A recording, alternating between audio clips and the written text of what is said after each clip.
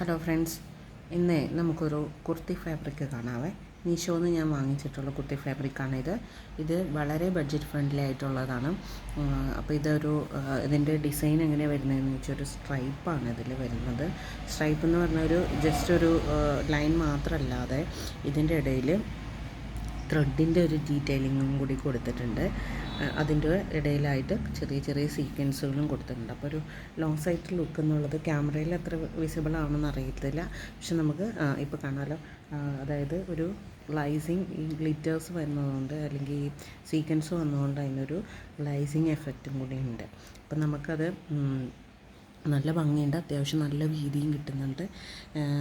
വീതിയും ഇതിന് വരുന്നുണ്ട് കേട്ടോ.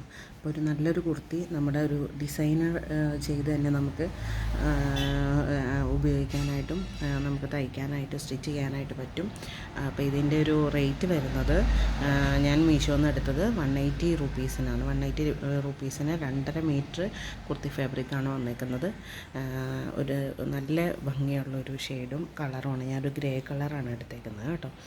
ഇതിൻ്റെ വേറെ ഷെയ്ഡൊന്നും ഞാൻ കണ്ടില്ല, ഗ്രേ കളർ മാത്രമേ കണ്ടുള്ളൂ.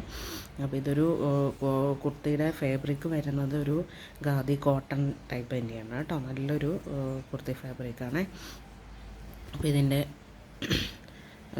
അത്യാവശ്യം ഇതിന് അത്ര ട്രാൻസ്പെറൻ്റ് ഒന്നുമല്ല കേട്ടോ.